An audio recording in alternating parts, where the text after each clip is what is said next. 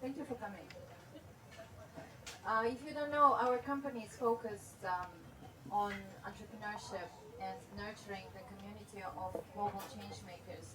And this is why we organize a lot of events here focused on entrepreneurship to help our community grow their Previous businesses session, we and will have leverage like on some our questions and strengths answers, right? and use Sure. the And then community to I expand walk around and to the microphone, so if someone has a grow their question, business. Well, And one today comment, our I speaker is encourage people to one ask of questions the anytime, so you might want to have best it ready professionals during the okay, talk in as yeah, so well. I'll digital be ready. marketing. Just, Yeah, yeah. His Okay, name cool. is Damien Forsythe. He is from Bahamas, and he came here in March. March. There is a funny story how we met, but I'm not going to tell that because he will kill me.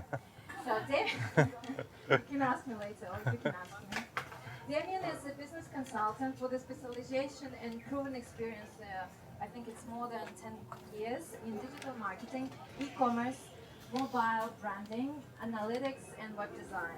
He has worked across different sectors on multi-million-dollar online ad campaigns, as well as with startups and small businesses looking to grow their businesses online. He holds a business and e-commerce degree from the University of New Brunswick in Canada and has presented and taught at industry events and holds several certifications. He's also, are you certified in Wealth Dynamics? Certified? No, but I've given a presentation on it Yeah, before. he also given a lot of presentations on Wealth Dynamics. He is a Lord. His Mechanic. profile is Lord. Mechanic and Lord. Mechanic, Lord and mechanic. Mechanic, Lord. Yeah, if you don't know, our company has a very amazing tool that is called Wealth Dynamics. This tool helps entrepreneurs to find out their profile and design their work and business according to their profile and be in the flow without struggling and taking a lot of effort. Check it out, wealthdynamics.com. Our founder is Roger Hamilton. Google him, he's amazing, and we really miss him here. And he's doing his tour. He just launched his online program, Entrepreneur Mentor Certification. Yes, and we have two people here who are doing this online course, Mila and Marilyn, and we're happy to have you here. This is awesome, and we're happy that people within our network, we have around more than 600,000 people at Genius U Network, and we're happy to give them a chance to connect here at our location. This is really amazing. Thank you, Damien, for being with us. I know that you're very busy, and the floor is yours. And please, warm welcome for Damien Forsythe. Thank you. Thank you everyone for coming. Dee, Riki, thank you for having me. Just to give a backstory, I don't know how many of you are familiar with Genius Cafe and the group that Genius Cafe is a part of with Roger Hamilton. I've been around this space for a while, and I took the personality testing that Dee spoke about 8 years ago, given presentations on it. It's called Wealth Dynamics. You should check it out. If you look on the board there, you'll see all the logos of a lot of the companies that are related. So I encourage you to check them out and understand your personality profiling and things of that nature that really going to help you in life and in business. And as Dee said, I'm a mechanic in the context of these profiles, which means I love to tinker and figure things out. They're on the other side of the spectrum are creators and stars and things of that nature. I'm not really that type of person. So as a consultant, that's why I really like it, because people bring their businesses to me and they say, I want to do it, and I help figure it out and think it through. I wouldn't be great at starting businesses, but I'm great at fixing them and improving them and maintaining them. So that's kind of what I do as a consultant. So this talk I've given in similar ways before, and next time I do it, I'm actually going to change the title. So right now it says website, and that's kind of a legacy thing because the principles we're going to talk about can apply to apps, they can apply to prototypes and wireframes and all sorts of things, or other ways you're interacting with your customers. So we're going to do it here in the context of a website, but an app on a phone, the principles will basically still apply. And at the end of the day, a website is a web application when you really break it down. So a website is a form of app as well. So we'll get started. Dee said a lot of this already, so I'm born in the Bahamas. So Bahamas and Bali, not a bad combination, right? I was born and raised in the Bahamas, studied in Canada, lived in America for a bit, lived in the UK for a little bit. Bahamas definitely home. And I spent the last 10 years or so in digital corporate consulting with small businesses, small businesses, big businesses, startups, and everything in between. I got a degree in business and e-commerce many years ago, which is now totally useless because that was before Facebook existed, before YouTube existed, before Twitter existed. So it was just a start, and you kind of have to keep moving in this industry. So it's actually a great thing for you here who are maybe starting out or your business is new. If you can stay current and you can get in front of the pack because you have to stay in motion. Unlike other industries like law, engineering, there's an old guard and there's an old boys network and things like that you have to go through. In this business, you can get on a new platform, get on a new space. The internet is, in theory, democratic. Everyone has a chance to do their thing, so I would encourage you all to do that. I'm transitioning to being a digital nomad and a kind of independent consultant. So in January, I left my corporate gig after many years and spent 3 months traveling all over the world, basically, and ended up in Bali. Met Dee, met Genius Cafe, met a lot of the other digital nomads in the community and a lot of the other co-working spaces, and liked it. I've been there a few months, and I'll be here till at least December. Go home for Christmas and then decide from there. So I'm transitioning into a new phase of life, and for those of you who are doing the same, I encourage you to say hello and let's talk about it, because I'm trying to meet people and learn people like yourself who are maybe further along in the digital nomad journey than I am. Okay, what we're going to cover, hard versus soft elements. I'll get into all these details during the presentation, but just to give you an overview, kind of a table of contents. On-site versus off-site considerations, principles to live by when you're thinking about user experience and conversion optimization, metrics that matter, tools and references that you can use, advanced techniques, and Q&A. One thing about Q&A is you can ask a question anytime. Interrupt me at any moment. The presentation is somewhat scaled down to leave time for Q&A. So Riki has a mic, and she'll pass it around at any time if you want to ask a question. So if we're talking about something at that moment, just stop me and let's discuss it, yeah? One habit I got into is saying yeah after every sentence, because that's what they do in Bali. So you forgive me if I do that. Okay, soft versus hard elements. So for the context of the presentation, we have to keep some things constant. And these are not industry terms. I totally made these up. So don't look for soft elements or hard elements in any book. What I'm going to define as the soft elements are things that are not necessarily in your direct control and in the direct context of your conversion optimization. So do you have a strong brand? Do you have fair prices? Do you have a correct target market? Do you have a good reputation? Do you have good customer service, et cetera, et cetera? So the things we're going to look at, which I'm going to call the hard elements, which are more directly in our control, won't work if you have a terrible business, if you're overpriced, if you have terrible customer service, you have a bad reputation. So we have to keep those variables constant. So the stuff we're talking about, which I'm going to call hard elements, are going to improve your business from the static base that we're going to set. So if you're a bad business, this will still help. If you're a good business, it will still help. But we're not going to discuss outside of this, should I charge $10 or $20 for your product? That's a bigger conversation. The hard elements we're going to talk. And can everyone see this with the sun and with the small font?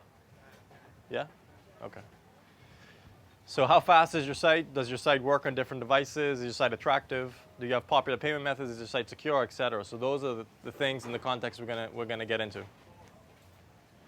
Off-site versus on-site. Again, there are things that are off your site, which we're not necessarily going to talk about directly, and there are things on your site which are more in direct control. So the things off your site is your traffic targeted. If you have traffic that's terribly targeted, you're not going to convert it, no matter how good your website or your app is. So again, we're going to have to keep that constant. The traffic source mix, certain traffic channels and ways you get traffic are going to convert better than others.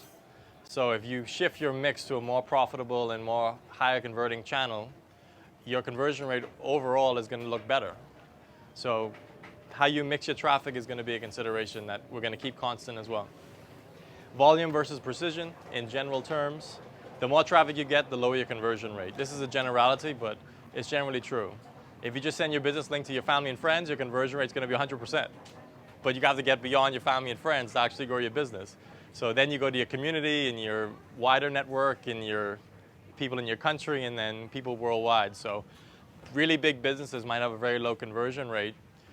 Think of the major retailers in the world, Amazon or Walmart or whatever, but they're dealing with such high volume that they have to go mass market. So in principle, the more traffic you get, the lower the conversion rate.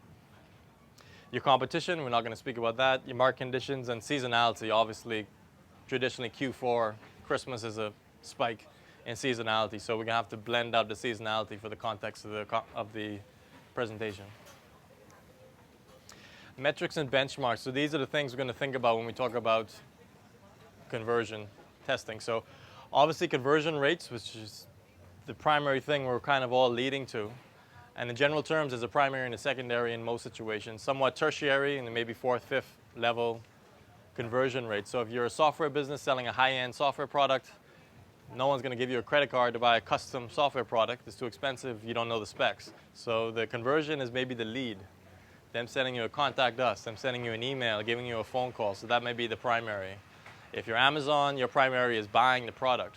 Your secondary, maybe signing up for an email, maybe adding it to a wish list, maybe sending to a friend a shopping cart request, setting up a bridal registry. So we're going to think in context of primary and secondary. You can't just think if someone came on your site and they bought, that's a win. That is a win, but it's not a loss if they didn't, because they do something else that has value. More or less time on site. So if someone spends more time on your site, is it better? Yes? If they end up buying? Well, if they end up buying, definitely. In general terms, more could be good and more could be bad. More could be they're more engaged. More could be your site is terribly designed and I can't find what I'm looking for. And I'm confused. So much of this conversation is going to be contextual. And they're going to be very pointed questions maybe, and I've had them many times. Is X, Y, Z better? Is this going to convert better if I do this or this? And I have to say, well, I need way more context. And I can't answer that question in absolute terms. So more could be better and less could be better and vice versa. The same thing with number of pages. Could be more pages because they're more engaged or more pages because you have way too many pages. Is your shopping cart 8 pages long where they're actually making the purchase? Or is it 2 pages that is much lighter and cleaner? So again, it's very contextual. Bounce rate. This is people that enter your site and leave. Generally higher the worse and lower the better. More or less customer emails, again, it's a bit contextual. So if you have a lot of customer service emails of people who are asking you repetitive questions, maybe your site's not answering it for them. Maybe you don't have a strong FAQs. Maybe you're not intercepting that question before they actually ask it. That really helps. So in the context of your metrics, receiving customer emails, more may be better if they're relevant and if they're customized and if they're sales driven, and more could be worse if they're repetitive, and customer service and really simple questions that your website should be answering for them. More or less customer phone calls in the same vein as customer emails, and more or less customer foot traffic in the same vein of the previous two. So people coming into your shop or your store could be better or could be worse depending on the purpose that they're coming in for and stuff that the website could have answered for them in theory. Okay, less, this is one principle. Less is mostly more. So the less you ask of your customers within reason, the better. And this is particularly relevant in contact us forms, lead generation, shopping cart, asking for personal information. Most people ask for too much information too early. And it's kind of like dating. You know, you see a guy or a girl, you say, you know, let's get engaged. No. Or, you know, give me your private details. No. Let's get together. Let's have a coffee. What's your name? Where are you from? Really simple, easy questions to get the conversation started. And that's very similar with the website. So a lot of people will, particularly B2B, business-to-business leads, how much turnover does your company do? What is your title? What is your profit? And et cetera, et cetera. And you're like, I don't want to share that information. I don't even know you yet. So in most cases, if you have a business where contacting you and leads and everything are important, just get the name, email, message. Usually it's enough. And then the rest can follow. Or when they send the message, you can drop them off on a second page that says, we've got your message, we will contact you, but here are some optional things that would help in the process. You've already got the lead. You've already got the conversion. So don't let that stuff get in the way of making the actual conversion. I don't want to just drone on forever, so please, if someone has questions at any time, Riki has a mic, and she'll bring it over. Faster is universally always better. So this graph here is representative of every second your site takes to load, your conversion rate, and your drops. Obviously, there are going to be limits. Even the best sites in the world, Apple and things of that, load in a couple seconds, a few seconds, and you're not going to get faster than that if you have a site of any type of size and any type of content. But the lower you can get on this graph, the better. And the things you can do is code your site properly. So that's a conversation to have with your developer if you're not coding your site yourself. Optimizing your images, hosting your site on a quality, look at this bird joining the presentation. Hosting your site on a quality host. That's maybe sharing your site on different servers around the world, depending on where your target market is. You want to serve your site as close as possible to that person's physical location, because even in the world of fiber optics, physical distance still matters. So if you're serving your site from America and I'm in Bali, there's going to be a lag just because it's 10,000 miles away. So maybe that should be served from Singapore, for example, where they have larger data centers that probably are the closest and fastest to Bali. So think about that in the context of your site. Speed is critical. Device and browser responsiveness. So obviously we all have between 8 and 28 devices at home, and we use them all every day. So how your site and your app renders on those devices is extremely critical. And obviously the three groups are mobile, tablet, and desktop and laptops are in the same group. Taking it a step further, depending on your business, it could be alternative devices. It could be, iPods. It could be certain Android tablets. It could be PlayStation that show devices on a TV screen. So most of those are going to be special use cases, but depending on your business, they could be relevant. So browser and device responsiveness is absolutely critical. Social proof. There's a great book on marketing called The Science of Influence by Robert Cialdini, American PhD kind of data scientist, marketing scientist. And it's a great book. I recommend you all read it for life and sales and business. And one of the things that is fundamental to that is social proof. It's a fancy word for do I trust you, do I know you, do I like you, who else likes you? And the more you can transmit those things on your website, the better you're going to do. And in practical terms, what are those things? Testimonials, previous customers if you have positive experiences. Trust seals, these are things that can either verify the technicalities of your site. Is your site secure? Companies like McAfee and Norton, common names you'd recognize. You can pay them to verify that your site's secure, and if you're sharing personal information, it's generally not going to be taken and intercepted, and your identity is going to be stolen or your credit card is going to be taken. So trust seals are extremely important.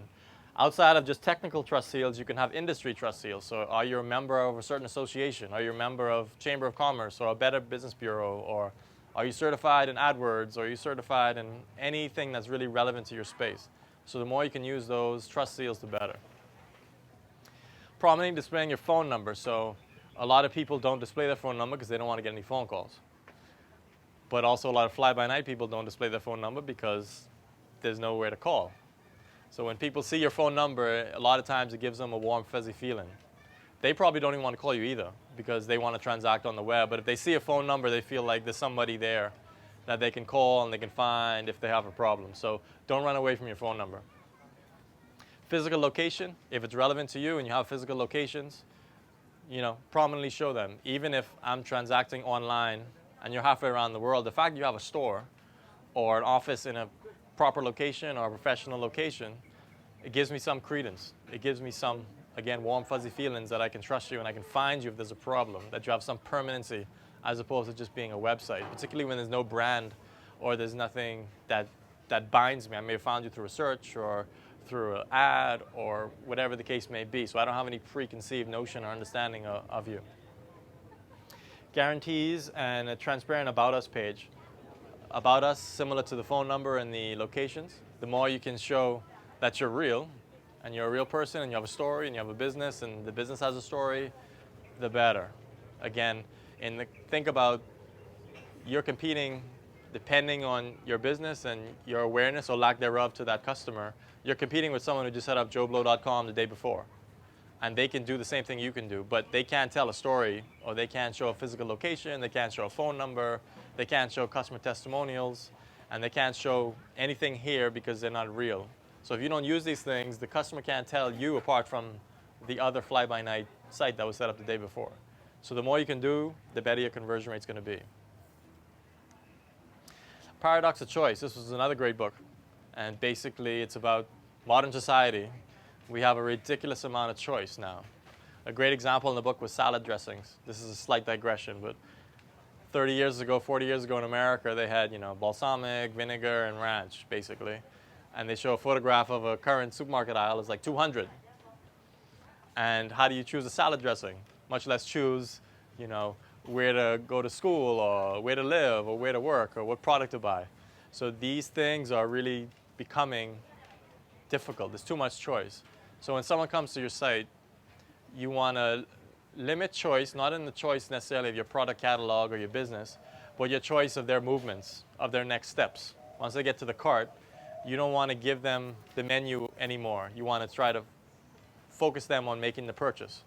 You want to limit the choice, narrow the path, and get them to purchase. Because if you leave people to their own devices, they're just going to go crazy. It's almost like herding cats.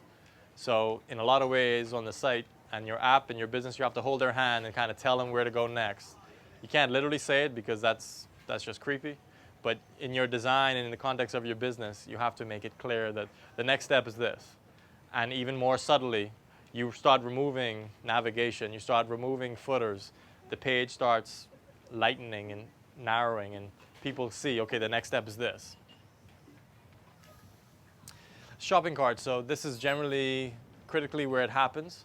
And again, if you're doing a coaching business or a software business or anything that generates leads, you could replace shopping cart with, say, contact us page or application page. Basically, I'm using shopping cart as the placeholder for where the lead or the conversion actually happens. So this is where things are very critical and people have a very critical eye. And they also have extremely critical eye when they're putting down their credit card and their personal information and their address and what so have you. So all these things we're talking about are overly critical in the shopping cart, the contact us, the lead generation page. So the shorter the better. I've got into that before. So as short as you can reasonably make your shopping cart, the better. The less fields you can have, the better. Forget optional things. If it's optional, then just take it off. You don't need it because like any funnel starts wide and comes low, every step in that funnel, there's a drop-off. It could be 1%, it could be 10, it could be 50. But there will always be a drop-off from one step to the next. And the more fields you add, the more steps you require, it continues to drop off and leak out of that funnel. Only ask what you need. Use social proof here, big time. When someone's putting in their card, do you like to see a trust seal? VeriSign says the site is safe. Norton says the site is safe. And you can put your card in. And a lot of these things, keep in mind, when I have these conversations with clients, they'll say, oh, that's only a 1% lift, or, that's not a big deal. And I'm like, oh, we outlined 20 of these things. So if your business was going to grow 20, 30, 40, 50%, does that mean a lot to you? So a lot of these things are 1% victories, 5% victories, 2.2% victories, but they're all going to add up and be incremental. And it's a perpetual process of iteration, A/B test. This one's better, test again, test again. It's just a perpetual iteration. Security matters, reinforce your guarantees. Some of these guarantees are not necessarily technical or web in nature, but it could be you have a free return policy, or what is your return policy? You have free shipping. Anything that applies some type of guarantee. Use abandonment campaigns, a bit more advanced, but if someone's in your shopping cart, and I think we've all experienced it in some way or another, and they don't purchase, do you have a way to contact them? Did you get their email as part of that process? And you can email them and say, hey, I saw you didn't complete. If you click this, or if you call me, I'll help you finish. Because maybe they got distracted, or they were unsure about something, or they didn't feel safe. So use abandonment programs, and you can also do retargeting, which I think we'll talk about in a bit. And you obviously use mainstream payment options. So this is going to be universal in the sense of the major credit cards, but also regional. China, Union Pay, and other countries have their own local payment systems. So make sure you're using what's relevant to your audience as far as payment methods. Things like PayPal. There's been different studies. You add PayPal, you increase your conversion rate by X% because some people want to use PayPal. Other considerations. Just checking in again. Questions? You like to hear me drone on? Okay, CTA is call to action. That's a standard term. Generally, you want those to stand out. So is there a button to click contact us, order now, whatever, again, that next action should be? You kind of want to make it stand out. It depends on the personality and the relationship of your business to your customers. Some businesses can be more playful and garish. They can make really big buttons, really colorful. They can use arrows because that's the personality of the business. If you're a software business or a high-end corporate business, that's not going to be conducive to your clientele. So you have to do it in the context of your business and your industry, but you want to make the action and the call to action stand out. Avoid moving images. So there's a lot of studies around this, and there's a lot of evolutionary concepts of human nature. When you see something moving in your vision, especially your peripheral vision, it's unnerving. Because when we lived on the Serengeti plains, that could have been a threat. It could have killed us. So when you go to a site and you have these carousel of moving images, generally it's not good. And I don't know if you've experienced this, but if I have my screen up and I'm just maybe writing down something, the peripheral vision of that carousel, I have to close it because it's too distracting and it draws my attention away from what I'm trying to write, because in our DNA, that's a threat and we have to get rid of it. Does anyone have that experience where they have something moving on the screen and they feel like it's too distracting? Is everyone awake, or is that a yes or no? Yes, maybe? Okay, I'll take it. So avoid cheesy stock images. People can see stock images a mile away, so try to avoid them as much as you can. I think for some images, I've seen many, many times, I think if you go to Getty Images and you type, secretary or whatever, people take the first image. And I've seen that image so many times, and it shows clearly that you're using stock images. Consider the fold. What the fold is what you see above your screen when you land on the page. The fold is not an exact measurement because it depends on the size of your screen, depends on the resolution and stuff like that. But generally, there's a reasonable range you can estimate based on your site. And you can also look deeper in your analytics and see the dominant device types and dominant screen resolutions that are coming to your site. And you can estimate pretty closely where the fold is going to be on your site. And you want something above the fold to capture their attention. Obviously, for most businesses and sites, you can't put your entire site above the fold. It's just, the real estate is just too small. But when they get to the fold, you need something to capture their attention, something to give them trust, something to have them move through further down the page or to the next page. So above the fold is very, very important. Create urgency, I put in brackets where appropriate. This can be overused and it can become quite cheesy and you can turn people off. But in certain contexts, urgency is important and can work. Delivery times, a bit outside of e-commerce, but if you, in the cart and you're delivering a physical item, telling the customer how long it's going to take is going to give them a lot of assurance, similar to the guarantees that I'd mentioned before, and they're going to be more inclined to purchase. Live chat, and again in brackets, if appropriate and if managed. A lot of people throw up live chat on their site because it takes a second to put the code in, but there's no one there. And they don't turn it off when no one's available, and you click it and you either wait and no one's ever coming, or you click it and says, oh, we're not available, send a message. Well, why did you show me live chat? So these things leave a bad taste in people's mouths. So you're better off not using something like live chat as opposed to using it poorly. More considerations. Use tripwires, and that's an industry marketing term for getting a small purchase with a customer. And again, it comes back to the dating. You ask someone to have a coffee, not to get engaged. So if you have a low-level product, an inexpensive product, and you get someone to buy, they're dramatically more inclined to buy maybe your lead product or your more valuable product or your higher margin product. So a lot of people use tripwires and actually, some people call them loss leaders. Same in retail. A lot of these principles are universal and they've been used for many, many years. We're just applying them to a digital context. So you walk into a store or you walk in the mall and each store is competing for your attention. They'll put a great sale item in the front or a great rack in the front. Fantastic prices. They're probably losing money on that item, but then you go in the store and you go deeper and you buy the stuff at regular price, at higher margin. So if you can get someone to buy a $5 product from you, they will be more inclined to buy a $100 product from you. So there is a school of thought in marketing to just promote the low cost, potentially low margin, even loss leading product up front, get their details, get their trust, maybe save their financial information, and then you come back to them with the higher value, higher margin product later. Email automation. So if someone signs up and they make a purchase, can you put them in a welcome series and an automatic funnel where there's some automation and increases your conversion rate as you're contacting that person more and more. Funnel analysis. So there are a lot of things you can do in analytics and other programs like it to analyze your funnel. So where are you losing your people when it comes to a shopping cart or a lead page? And it's similar to forms. So if someone's on a form, are you asking them, how did you find out about us? Maybe it's a good question, maybe it's not. But in your form analytics and your funnel analytics, that might be the feel that people are dropping off because they didn't really remember how they found you. And they think that's really important or it's required, and maybe it's not. And people are falling off. So you can do analytics on your forms, on your checkout, on your application pages, on your contact us pages, and see where people are falling off. So that's kind of the science of marketing as opposed to the art of marketing. Data quality, extremely, extremely important and extremely underrated. So for you to do a lot of these things, you have to have clean data. So you have to know where people are coming from on your site.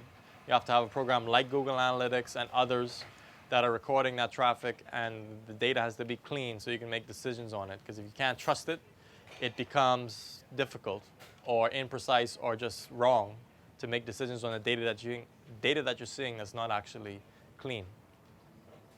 Response time, again, a bit outside of the context of digital, but if someone emails you or sends a contact us or sends you a Facebook message or a Twitter message, depending on the platform, they expect a really, really quick response. Twitter, they expect the fastest because of the nature of tweets. Emails, they don't expect it as fast. Facebook, not as fast. But the faster you can reply, the better your conversion rate is going to be. On-site search, there have been clients I've had that have had really good on-site search. They've had a big catalog.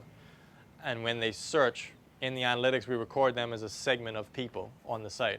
And they converted 2 or 3 times the average visitor. So there's things you can do like on-site search that really help the conversion rate, help people find what they want, help people get deeper in the funnel. So if they come to the home page, they're kind of at the top of the funnel because you don't know what they want. They search precisely and they get dropped off on the product page that they want. They're kind of at the middle of the funnel at that point. And then the next step is the bottom of the funnel, which is add to cart, purchase. So any features you can add, like an on-site search, are going to help. Return policies, again, as part of the guarantees of the shopping cart, if you can tell people it's free returns, what is the return policy, how do they return, before the purchase, people consider that very, very highly. And I've worked with retail clients, and that's been a big consideration of people when they've made the purchase in the user testing and in watching the customer service emails that have followed. And if you can paradoxically tell them the return policy before they buy, they're more inclined to buy. Intuitively, you kind of want to avoid the return conversation, but people consider it in great detail before they actually buy. Tools you can use, there are many, many more. These are kind of common. You need a mic, or you can just, I think they might need it for the sound. Hello. Hi. So you mentioned using videos is good, but moving images not good. What about those hero kind of videos that's now kind of trending? Mm-hmm. What about those? I think it's somewhere in the middle. You know, video is good, but also video that the user can control, as opposed to autoplay. And generally those videos are a bit more in the background, so you can still act in the foreground to what you need to do, and that's running in the background. So I would say it's not as bad as having a carousel, where the content's changing and the buttons are changing with it. And it's not as good as, say, having a video where people are initiating it. So I don't know the exact stats on that, but I would say it's somewhere in the middle. Yeah? Okay, these are different tools. So these are fairly common, and there'll be many, many, many others you can use as well. Hotjar is a software. It's a weird name, but it's a software that captures your users' activity. It captures their clicks. It captures their scroll activity. It captures any forms you have to see how people are filling them out and what they're doing. It captures people's recordings, so you watch voyeuristically in real time as their mouse moves around. And when you watch these things, you can kind of feel through the mouse where the confusion is happening and how the navigation is happening. Critical when it comes to thinking about your conversion and improving your site. Because what's going to happen is best practices and your common sense and the common sense of your friends and family who comment on your site and your business are only going to take you so far. And once you get to a best practice point, and let's say that's 90%, you're not going to be able to guess the last 10%. No one will, because you don't know how people are going to react. So you go to the best practice, and then from there, the data has to kind of take you the rest of the way. And that's what these tools help you do. Google Analytics, universal. So Google Analytics is foundational to a lot of this data. User testing, this is a great service I've used many times. And it used to be back in the day, you'd have to get a laboratory and a bunch of computers and proctors and get people in a room and run a focus group or a lab experiment, and it would be enormously costly and time intensive. User testing, what they do is they have people literally all over the world on different devices, on different platforms, different ages, different demographic data, and they have software in their computer, and you send xyz.com, and they'll go on and you give them 20 questions or 20 actions to take or tasks to take, and they'll do them, and they will talk over the recording and tell you, oh, you told me to find this product. I can't find it. Where is it? And when you watch the video, it becomes crystal clear where some of the confusions are. And a lot of people, everyone here included and myself, can be blind, can be unaware of what they should do, what they should see. It might be right in front of their face, but you're not seeing it because they're just blind or they're preoccupied or whatever the case may be. So sometimes you have to design down a bit to your audience, and stuff like usertesting.com helps. And it's quite a quick process. So you can request a video once you send the proper instructions. Each video will be about $50 to $100 depending on the time required and your plan. And if you're in a major market, a major country, someone may pick it up in an hour. They'll do the test and they'll render the video in an hour. So in 2 hours, you'll have that video back. And you can iterate on those changes, test again.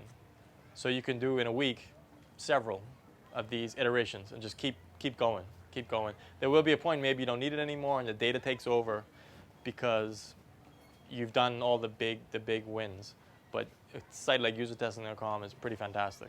You can test apps, you can test your prototypes, your wireframes, you can give them passwords to a intranet or safe site, you can send them NDAs.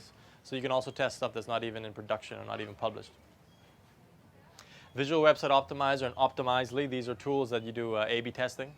So you can test different versions of your site, different colors, different button sizes, anything under the sun. Some things are not going to be meaningful after you've done the test, and that's the nature of testing. And some things are going to be positive and some are going to be incremental. But this is the nature of the game. And in fairness to these tools, the more scale you have, the better. If your business is too small or you're just starting out, don't worry about A/B testing. Just get the basics done. But if you get enough scale and you have enough traffic and enough business and turnover, then that 5% improvement is a lot of money. And there are tools like this that get you over that last 5% or that last 10%. Because if I ask you what color is going to do better on a button, red or blue, half are going to say red, half are going to say blue, and we don't know which one's going to win. The data is going to show you that. And only tools like this can make it statistically valid, can serve it equally, record the devices and the times of day and other things that people are reacting, that you can actually act on it. Advanced techniques, we spoke about a bit of these, but A/B testing. Further than that is multivariate testing. So you have, say, 3 elements on a page, and you want to test the combination of those 3. So 3 times 3 is 9. So you're actually serving 9 versions of the same page, interchanging these 3 elements with 2 versions of them. And if you have 4, it becomes 16, and it becomes exponential. So you need a lot of scale and a lot of traffic to do multivariate testing, and also take some management time, some software time, development time to do all these things. But if you get to that point, something like multivariate testing can be really important. Focus groups, lab tests, I think they're a bit outdated, but you can still do it. Or you can just go to your friends or go to a coffee shop of your target demographic and ask what they think. That can work as well.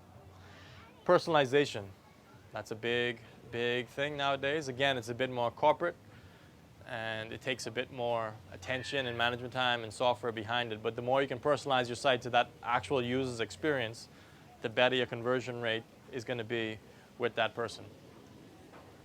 And that's it. Q&A. Thank you. Thank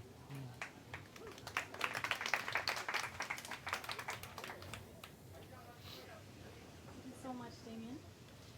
Really nice talk. Do you guys have any questions? So I advise a lot of my friends, and funnily enough, almost every one of them is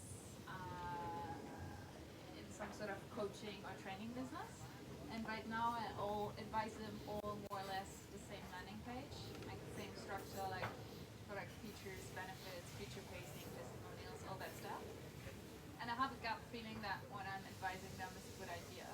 But do you have like preferred landing pages or preferred websites that you would recommend? So for someone who has like a random standout website, like which website would you point them to and would tell them like those guys have done it really well, look at their landing pages or look at their Facebook ads and where they take you?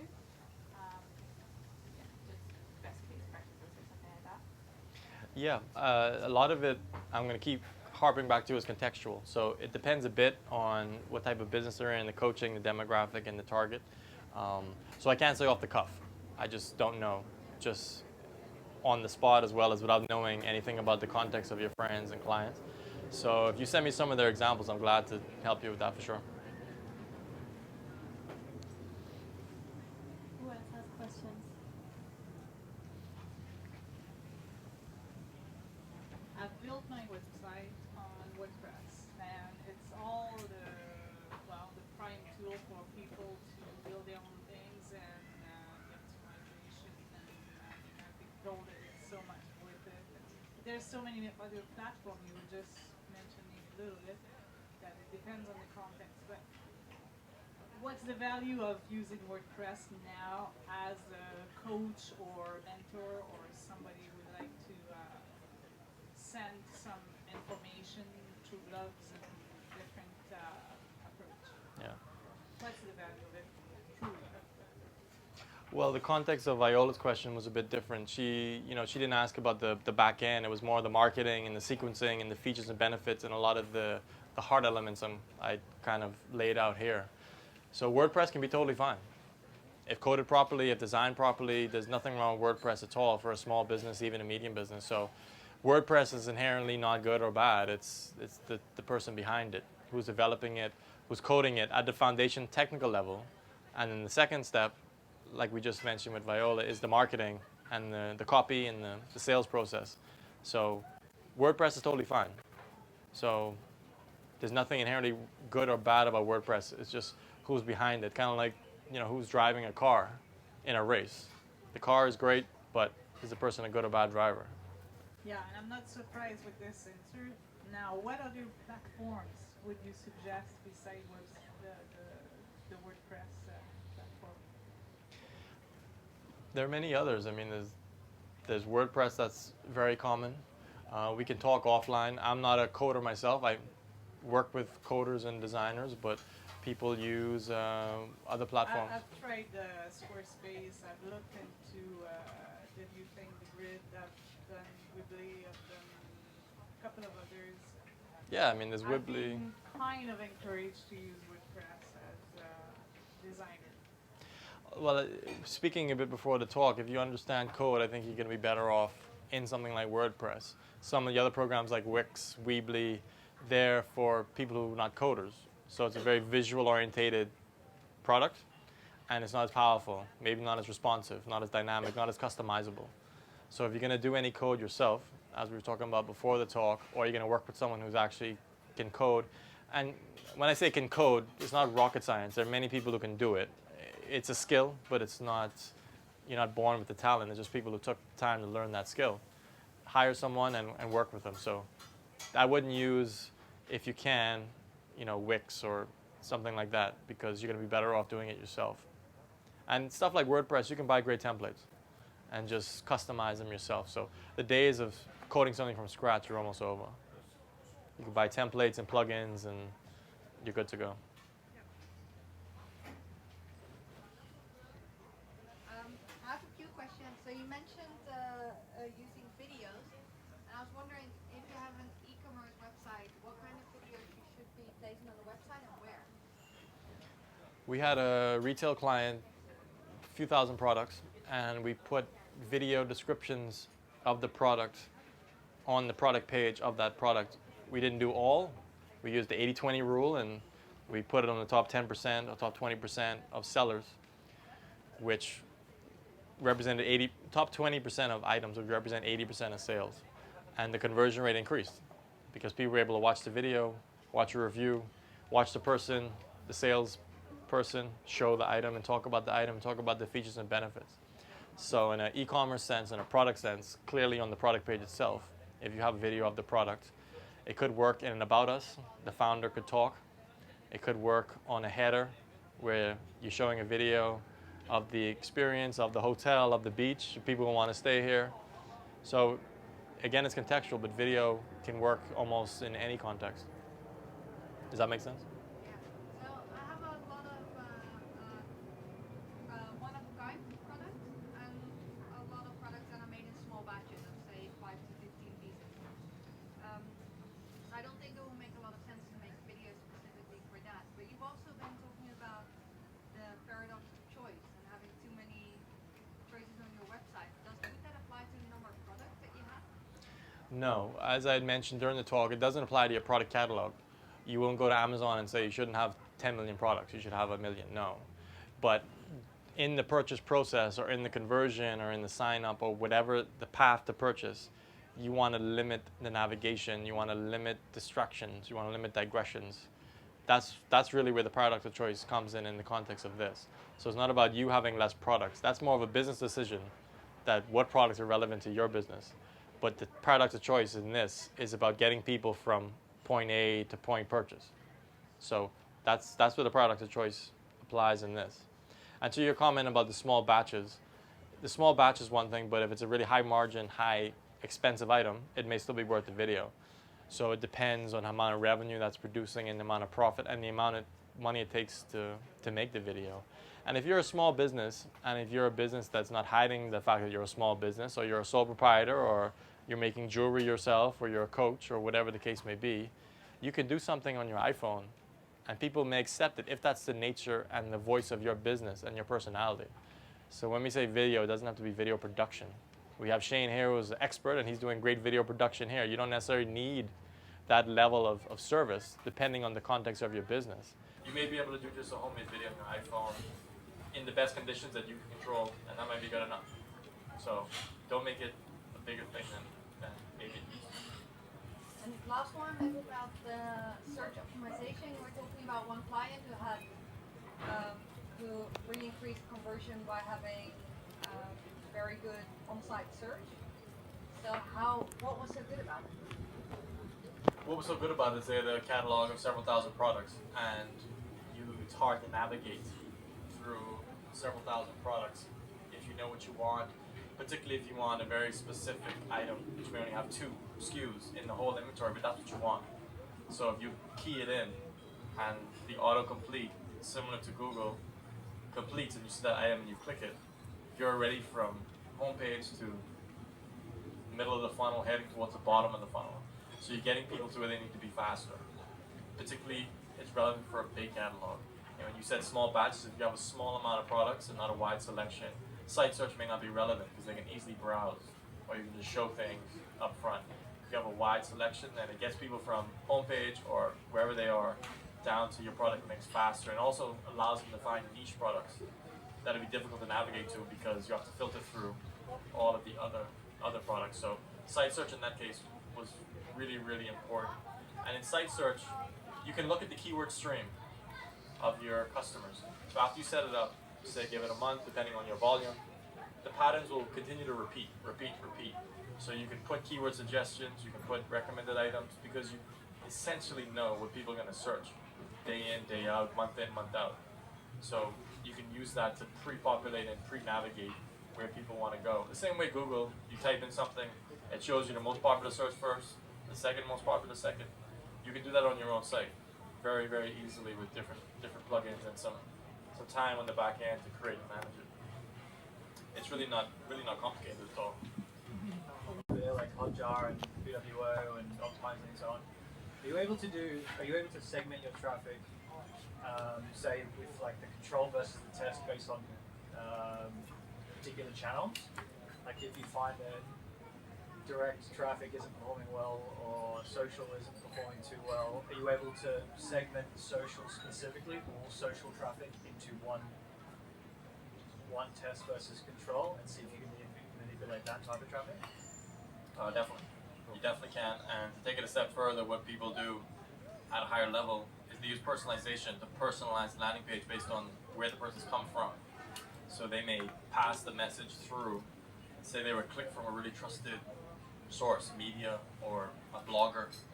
You kind of pass that data through and the landing page is customized to your experience.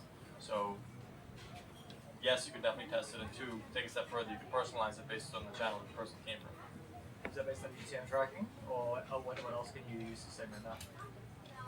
They segment it in their backend, so they have whatever secret sauce they do to separate it out. I might follow up on that. Talking about landing pages that change depending on the parameter that is passed through. Using a WordPress site, how do you do that? Is there a good plugin for that? Because I tested, I think, one and completely fucked up my site. Like, is there a preferred one to use for that kind of stuff? I'm not a developer or coder, so I won't pretend to be one now. Okay. So I can't answer that question. Not sure. What about lead page?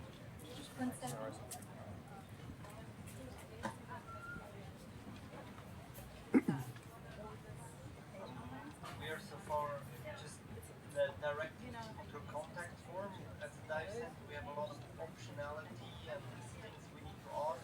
We thought it's better to offer them add-ons like transport and accommodation and these things. But would you, in any case, always have the optionality to buy directly the standard product, just buy with credit card, or can it be better to go on and just have the contact and do it personalized, customized? Can you give me 30-second context of your use case? Because it's too broad to say without some context. Yeah, well, basically we ask you, when are you coming? What do you want? We'd say when you coming where to do what? Are you a certified diver? What do But you are you a hotel? Are you a villa? What No, are a you? dive center. Okay, dive center. Okay. So we could sell just that, go on. But then the chance is that they have buy a product that is not adapted to them, or that we could actually sell much more add-on. That's why we didn't have a purchase function yet. It's only a contact us, and then we deal with them, exchange of emails until the conversion. But how high do you value in such a kind of, also our business model is very, we're customize everything for you. Would you still go and have a shopping cart there, buy just your standard dives? I would say both. First thing is I mentioned something called a tripwire. So your tripwire may be a standard dive, one dive, and then when they sign up for that, you're dropping them off into another page. You did a standard dive, but you can add on another dive, you can add on another tank. We can set you up in a hotel, we can pick you up at the airport.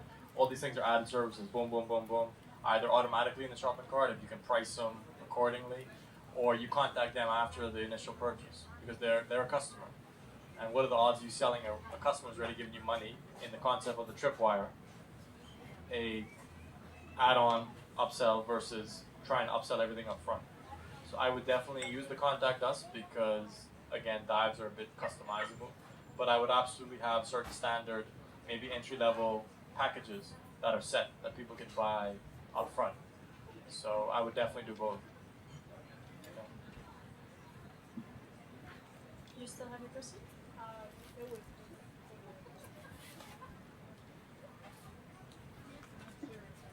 I just wanted to ask you about lead pages and the value of using it for landing pages, because I've been neglecting. I'm a member, but I've been neglecting to use it properly. So, is there any cues? I guess.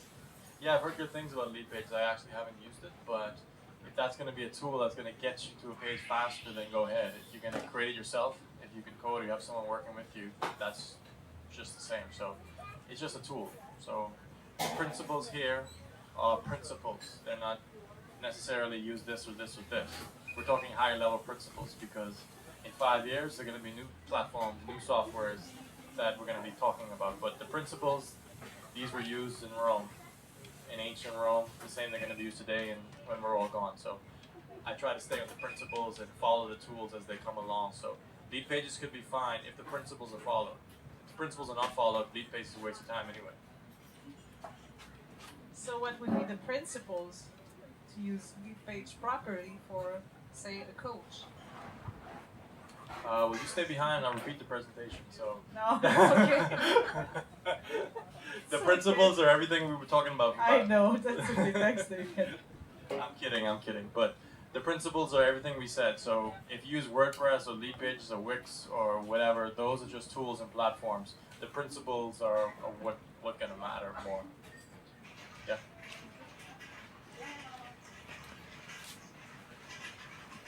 Great. So, any other questions from anyone? So if you're just starting out, you've never used a website before and you want a good developer or a good designer should be able to run the tools and things so that if you're sitting down with someone and they're speaking from a principles point of view, like I'm just wondering how you expect somebody to evaluate the site and do a good job and know how to guide you, what are we looking for? Well, one thing I would caution is you use the word developer. Developer is not a marketer in general terms. So when Viola asked me a question, I was quick to admit that I'm not a developer. I'm a marketer and a manager. So I've managed web designers and graphic designers in the past, several of them at my previous gig, and you have to really keep them in control because developers are technical by nature and they have the latest machine and they have the latest tools and they're excited and they want to use it. And your customer may not be up to date with that plugin or that software or that powerful of a machine to process what they want to do. Graphic designers, they want to make something visually stunning and beautiful. And it may wow the customer, but they may not buy a single thing. So, to caution you, if you're speaking to a developer who can make your site, that's similar to the conversation we had 1 second ago. Lead pages or WordPress or whatever, they're each going to be different and relevant in their own way. But if you're not doing the principles that we discussed, you could write it on a piece of paper. It's going to be worth the same because you're not going to convert and not going to make any money. So use a developer to create and build, but make sure you have an architect to manage the construction site and manage the builder in the sense of building a house. That's how you build a house, right? You go to an architect, they make a plan, they work with you, you hire a builder, and the architect manages the builder and then talks to you. So that's how this relationship would work. You would work with someone like me, and then I would work with the developer to make sure this is produced and to be able to talk his language without coding myself, but I can talk the language and understand pricing and times and things of that nature. So use a developer, but also make sure you're managing them or you're working with a marketer type of person so they don't get out of hand. And also, developers are notorious for pulling the wool over their client's eyes. How much does that take? Oh, that's going to take a month. It's going to cost you thousands of dollars. And if someone knew what they were talking about, I said, that should take a couple of days and a few $100. So you want to have someone, again, like the architect, who's going to work with the builder and make sure the builder doesn't face you. Any other questions? Nope? Okay. Cool. So that's it for now. Thank you so much, Damien. I think you gave some really, really helpful advice to everyone. Thank you so much, guys, for your contribution as well. If you want to hear Damien again, he's going to hold a second talk. The poster's over there. It's on 8th of August, and it's on, where did the poster go? It was just there a second ago. The Essentials of Digital Marketing. Yeah, Essentials of Digital Marketing, Social Media, and Analytics. That's the title. Thank you. It'll be similar in nature to this, but not as technical and not as deep only on conversions. It'll cover analytics, social, much more broad in nature. Yeah. What's more applicable?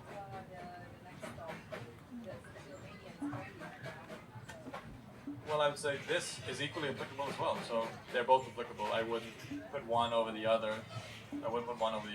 The second one may be a bit more high level and skimming across many different topics. This went a bit deeper on one topic. So it depends. Your question, if you're just starting out, maybe the second one is more relevant because you don't have a product or a platform yet to apply these principles to. But after you get to the point of having something, this becomes more critical. So I'd say they're equal but different. covers a different content, I guess. And we have Genius Talks every Tuesday, so please feel free and join our other talks as well. And then I wanted to announce that tomorrow we have a big event here as well. It's Startup Grind. It's from Google for Entrepreneurs, and we host it here at Genius Cafe. And tomorrow, Michael Craig, the founder of Dojo Bali, the co-working space, is going to be interviewed here. It's going to be a big networking event, so please join us there as well if you want. And right now, if you want to connect, please use our blank business cards and exchange and collaborate. And then also the percentage vouchers, please make use of them. You have 1 more hour to use them and then hand them back to the cashier before you leave, because we try to be sustainable and want to use them again.